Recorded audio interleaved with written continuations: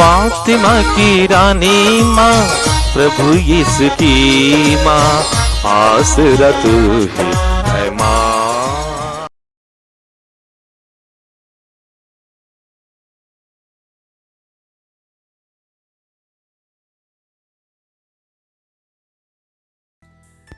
पहला पाठ इब्रानियों के नाम संत पौलुस का पत्र, अध्याय 6, पद संख्याएं 10 से 20 तक। ईश्वर अन्याय नहीं करता। आप लोगों ने उसके प्रेम से प्रेरित होकर जो कष्ट उठाया है, संतों की जो सेवा की है और अब भी कर रहे हैं, ईश्वर वह सब नहीं भुला सकता। मैं चाहता हूँ कि आपकी आशा परिपूर्ण हो जाने तक आप लोगों में हर एक वही तत्परता दिखलाता रहे। आप लोग ढिलाई ना करें, वरन उन लोगों का अनुसरण करें जो अपने विश्वास और धीरज के कारण प्रतिज्ञाओं के भागीदार होते हैं। ईश्वर ने जब इब्राहिम से प्रतिज्ञा की थी तो उसने अपने नाम की शपथ खाई, क्योंकि उससे बड़ा कोई नहीं था जिसका नाम लेकर वह शपथ खाए।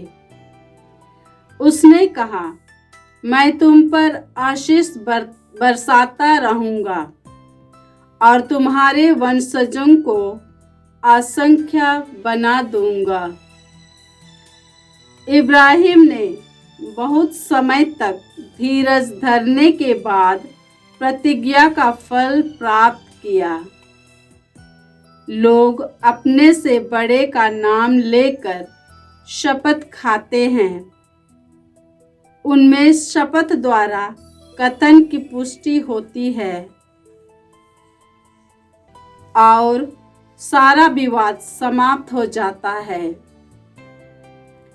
ईश्वर प्रतिज्ञा के उत्तराधिकारियों को सुस्पष्ट रूप से अपने संकल्प की अपरिवर्तनीयता दिखलाना चाहता था।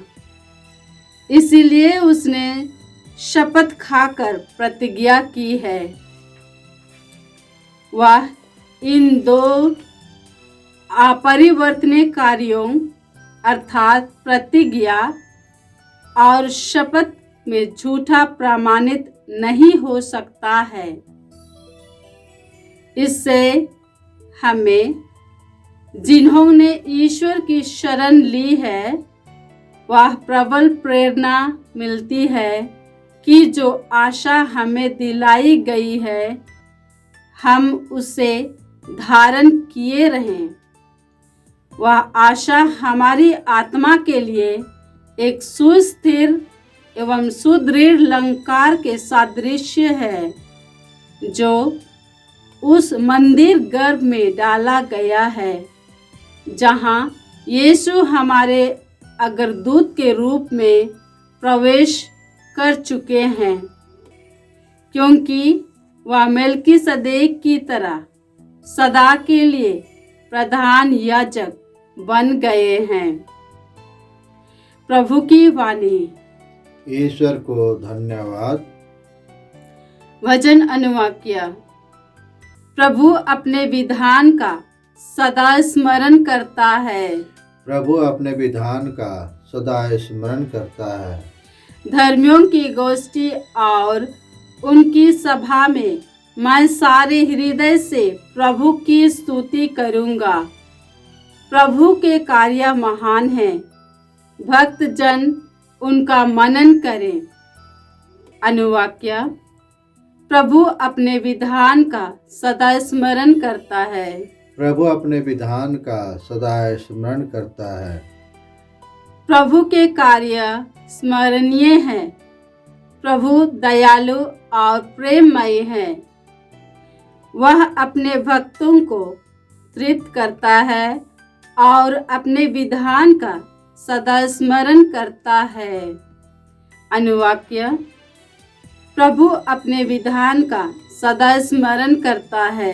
प्रभु अपने विधान का सदा स्मरण रखता है। उसने अपने प्रजा का उद्धार किया और सदा के लिए अपना विधान निर्धारित किया है। उसका नाम पवित्र और पूज्य है। उसकी स्तुति युगानुयुग होती रहती है। अनुवाक्य: प्रभु अपने विधान का सदा स्मरण करता है। प्रभु अपने विधान का सदा स्मरण करता है। जय घोष। हालेलुया। हमारे प्रभु यीशु मसीह का पिता आप लोगों को ज्योति प्रदान करे, जिससे आप यह देख सके कि उनके द्वारा बुलाए जाने के कारण हमारी आशा कितनी महान है। हालेलुया। प्रभु आप लोगों के साथ हो और आपकी आत्मा के साथ। संत मार्कुस के अनुसार प्रभु यीशु ख्रिस्त का पवित्र सुसमाचार। हे प्रभु तेरी महिमा हो।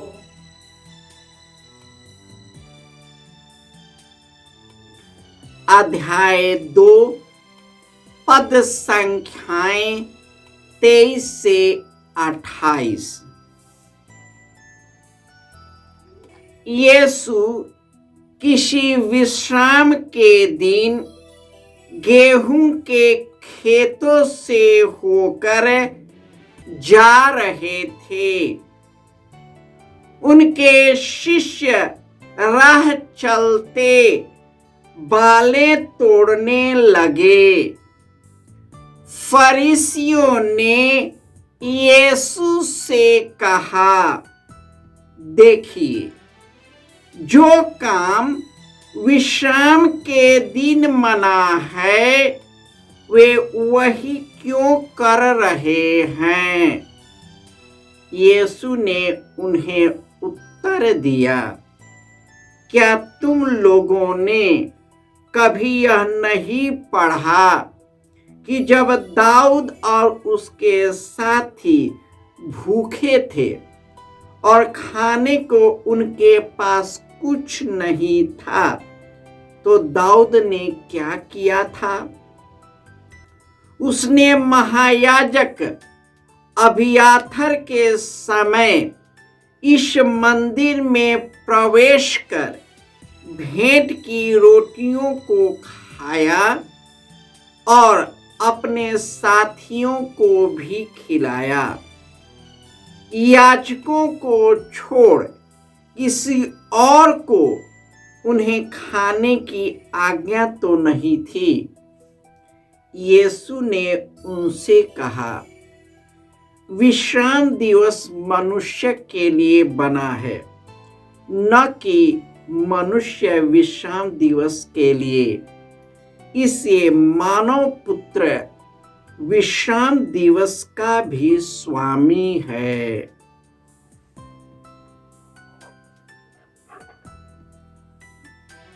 यह प्रभु यीशु ख्रिस्त का पवित्र सुसमाचार है। हे ख्रिस्त तेरी स्तुति हो।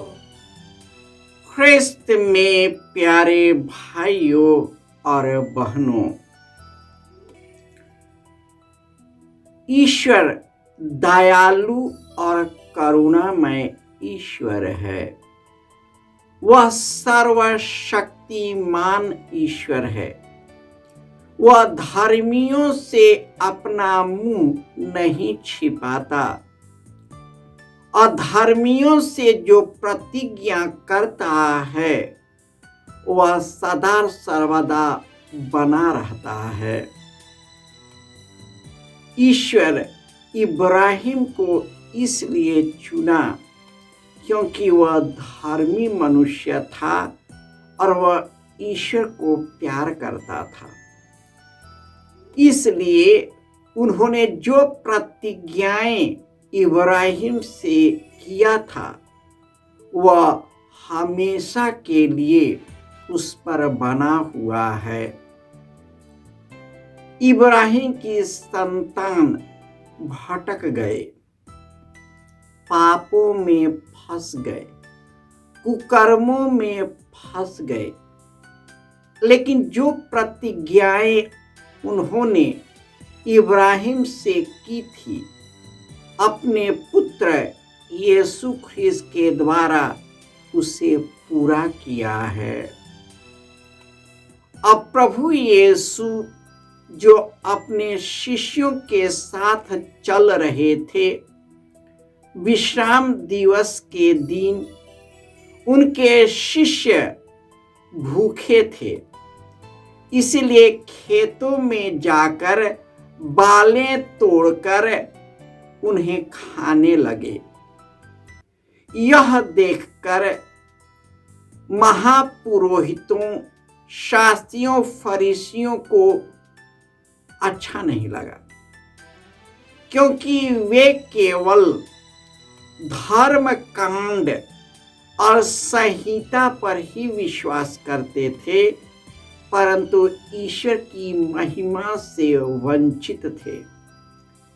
वे न ईश्वर की महिमा को एक दूसरे में साझा करते थे, न एक दूसरे की पीड़ा को समझ सकते थे। वे असंवेदनशील व्यक्ति हैं।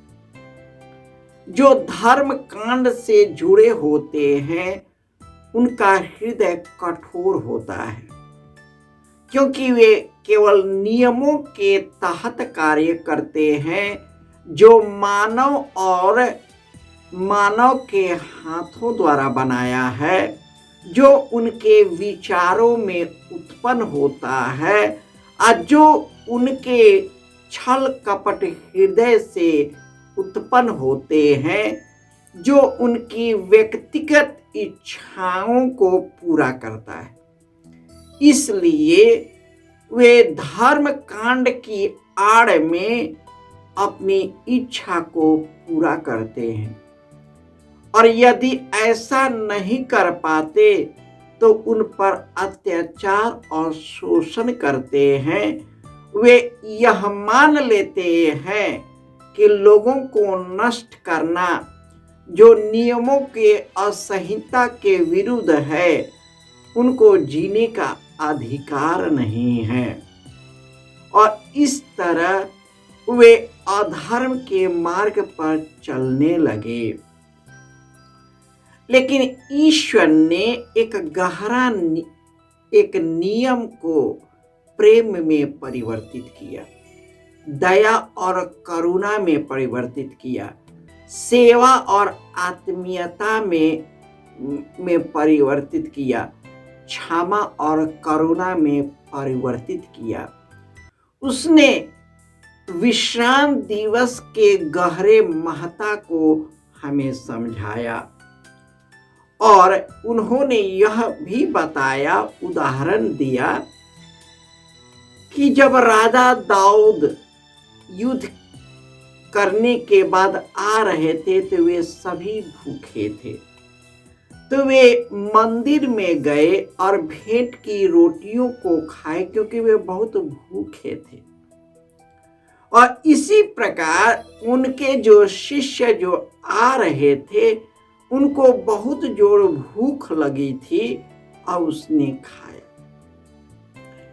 ईश्वर हमारे व्यक्तिगत जो जरूरत की चीजें हैं उससे ईश्वर वंचित नहीं करता, लेकिन मनुष्य खुद एक दूसरे को वंचित कर देता है, क्योंकि वह मनुष्य अपने हृदय की कठोरता से नियमों को बनाते और अपने फायदे के लिए एक दूसरे पर कानून थोपते हैं, ताकि उनके द्वारा उनकी व्यक्तिगत लाभ हो। आइए हम ईश्वर से जुड़कर उनके इच्छाओं को परखते हुए सेवा का कार्य करने से न चूके, एक दूसरे के सुख दुख में सहभागी होकर हम यीशु के मिशन कार्य को आगे बढ़ाते रहे। जय यीशु।